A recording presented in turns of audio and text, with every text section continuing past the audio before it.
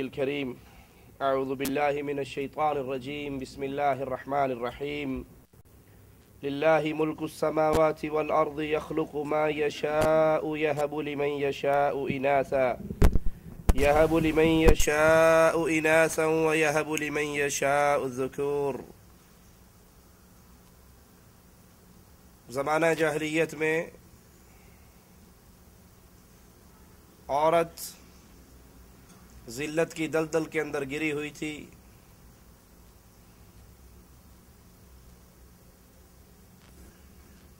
اس کی عزت، اس کی شان، اس کا مقام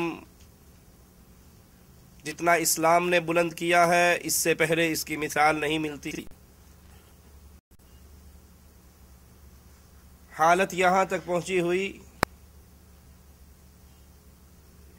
کہ اگر کسی کے گھر میں بیٹی پیدا ہو جاتی تو شرم کے مارے اپنے چہرے کو چھپا لیتا تھا،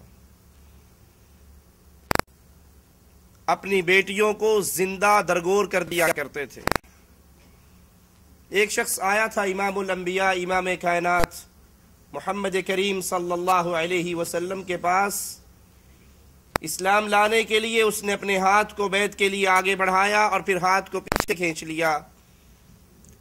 رسول کریم صلی اللہ علیہ وسلم اس سے پوچھتے ہیں، تو ایمان لانے کے لیے تو نے ہاتھ آگے بڑھایا تھا بیعت کے لیے، پھر پیچھے کیوں کیا؟ وہ کہنے لگا، میں مسلمان تو ہونا چاہتا ہوں لیکن میری ایک شرط ہے، اور وہ شرط یہ ہے کہ میں نے بہت بڑا گناہ کیا ہے، بہت بڑا پاپ کیا ہے، اگر میرا یہ گناہ معاف ہو جائے پھر میں ایمان لے کر آتا ہوں۔ اور وہ گناہ کیا ہے؟ میں نے اپنی کئی بیٹیوں کو اپنے ہاتھ سے زندہ زمین میں دفن کر دیا۔ آخری بیٹی کا قصہ سناتا ہے، میں سفر پر تھا، میرے گھر بیٹی پیدا ہوئی، میری بیوی نے سوچا جیسے اس نے پہلی بچیوں کو مارا ہے اس کو بھی مار دے گا۔ اس نے اس بچی کو پڑوس میں کسی کے گھر بھجوا دیا۔ وہ آتی ہمارے گھر میں کھیلتی اور واپس چلی جاتی، یہاں تک کہ میرے دل میں اس کی محبت پیدا ہو گئی، وہ بڑی ہو گئی، اور جب اس نے مجھے اس کے ساتھ کھیلتے ہوئے محبت کرتے ہوئے دیکھا، اس نے سوچا کہ اب کچھ نہیں کرے گا۔ اس نے بتا دیا جس کے ساتھ وہ کھیلتا ہے اپنی بیٹی ہے، یہ تیرا اپنا لختے جگر ہے۔ کہا اسی دن سے میں نے یہ تہیہ کر لیا جیسے پہلیوں کو مارا ہے اس کو بھی اس کے ساتھ کھیلے کرتے ہوئے زمین میں گڑا کھودتا ہوں، اس کو اتارتا ہوں، پھر مارے نکالتا ہوں، پھر اتارتا ہوں۔ اسی ہے باب اس سے مذاق، اور میں اپنی بیٹی کا سائز پورا کر رہا تھا۔ اور آخری بار جب وہ اتنا تیار ہو گیا، میں نے اس پہ مٹی ڈالنی شروع کی، اور جب بیٹی کو احساس ہوا کہ میرا جسم تو جکڑا گیا، یہ کسی اور ارادے سے ہے، وہ رونے لگ گئی، وہ معافی مانگنے لگ گئی، وہ بابا بابا کی صدائیں لگانے لگ گئی، وہ کہنے لگ گئی، بابا میں تجھ سے کسی چیز کا سوال نہیں کروں گی، صرف زندگی کی بھیک مانگتی ہوں، وگرنہ قیامت کے دن میرا ہاتھ ہوگا اور تیرا گریبان ہوگا۔ لیکن اے اللہ کے نبی، میرے دل پہ اثر نہ ہوا، میں اتنا پتھر دل کہ میں نے مٹی ڈالتے ہوئے اس کو بھی دفنا دیا اور اس کی چیخوں کو بھی دفنا دیا۔ وہ چیخیں آج بھی میرے پردہ سماج سے ٹکراتی ہیں۔ جب اس نے اپنا چہرہ اٹھایا، امام الانبیاء علیہ السلام کے مبارک چہرے کی طرف دیکھا تو آقا علیہ السلام کی آنکھوں سے آنسو گر رہے تھے۔ جہالت کی یہ بیماری، اہل شرک اور اہل کفر کے دور کا یہ مرض آج کلمہ پڑھ لینے کے باوجود ہمارے معاشرے کے اندر بہت عام ہے۔ کتنے ہی وہ لوگ ہیں جو اپنے بیوی کا الٹرا ساؤنڈ کرواتے ہیں، پتہ لگتا ہے اگر پیٹ میں بیٹی ہے تو اس کا ابارشن کروا دیتے ہیں، حمل ضائع کروا دیتے ہیں۔ کتنے ہی بے وقوف وہ نوجوان ہیں جنہوں نے اپنی بیویوں کو 2 یا 3 بیٹیوں کے پیدا ہونے کے جرم میں طلاق دے دی. کتنے ہی وہ گھرانے اجڑ گئے جس گھر کے اجڑنے کا ایک سبب تیرے گھر میں بیوی نے بیٹی کیوں پیدا کی ہے. کتنی وہ ظالم ساس ہے جو اپنے بیٹے کے گھر کو اجاڑ دیتی ہے, اس کو طلاق دینے پہ مجبور کرتی ہے کہ پہلی بیٹی ہوئی, دوسری بیٹی ہوئی, تیسری بیٹی ہوئی, اور وہ نہیں سمجھتی کہ یہ بیٹیاں دینا, یہ بیٹے دینا بیوی کا کام تو نہیں ہے. یہ عورت کے اختیار میں تو نہیں کہ وہ اپنے پیٹ سے بیٹی نکالے یا بیٹا. للہ ملک السماوات والارض, زمین و آسمانوں کا, آسمانوں اور زمین کا بادشاہ اللہ ہے. یہب لمن یشاء اناثا, جس کو اللہ چاہتا ہے بیٹی عطا کرتا ہے. وَيَهَبُ لِمَن يَشَاءُ الذُّكُورَ, جس کو چاہتا ہے بیٹے عطا کرتا ہے. اور 3 دن پہلے ہمارے معاشرے سے ایک ٹیلی فون مجھے آیا جس کو سننے کے بعد طبیعت بے چین ہو گئی اور مجبور ہو کر بیٹی کی عظمت کو بیان کرنے کی ہم نے ٹھان لی. فون پہ کہنے والے نے کہا ہمارے پڑوس میں ایک گھر میں لگاتار 6ٹھی بچی پیدا ہوئی.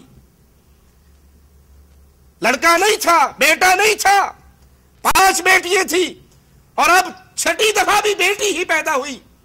باپ اتنا پتھر دل, باپ اتنا ظالم, اس گندے معاشرے کے اندر گندی سوچیں اس کے دل و دماغ میں ایسی بسی ہوئی. اس نے پیدا ہوتے ہی جب پتہ لگا بیٹی ہے, اس پیدا ہونے والے پھول کا گلے کو دبا کر مار ڈالا.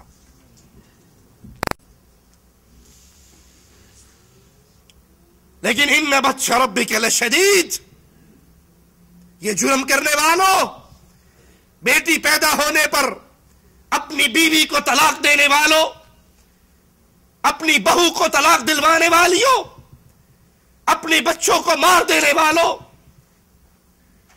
گھروں کو برباد کر لینے والوں, ان بطش ربک لشدید, تم جو چاہتے ہو کر گزرو, لیکن بھولنا نہ کہ رب کی پکڑ بڑی سخت ہوا کرتی ہے.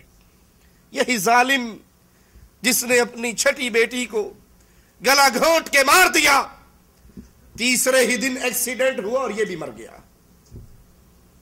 اللہ کی پکڑ بڑی شدید ہے. اللہ جب کسی کو پکڑنے پر آ جائے اس کو کون چھڑا سکتا ہے.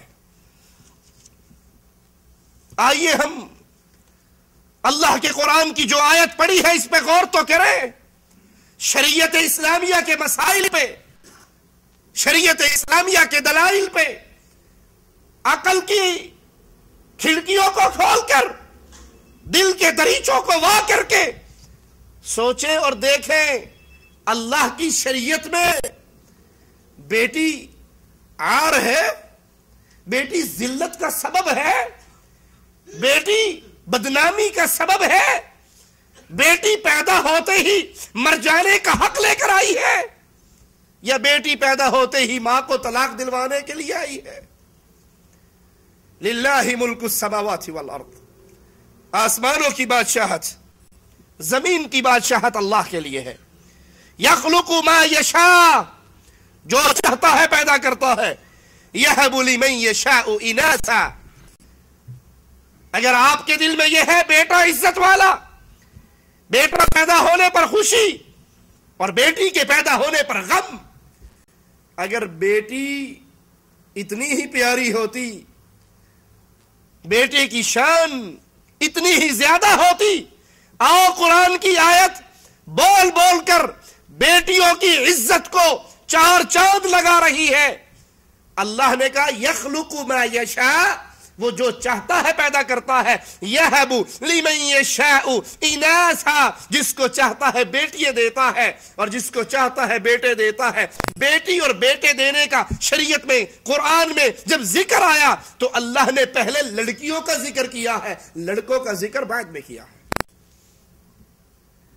پہلے بیٹی کی بات سنائی ہے. کیوں؟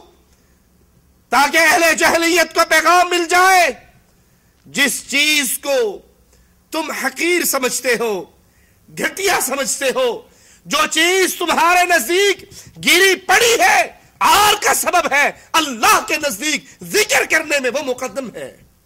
اللہ اس کا ذکر پہلے کرتا ہے. بیٹیوں کا ذکر پہلے ہے، بیٹوں کا ذکر بعد میں.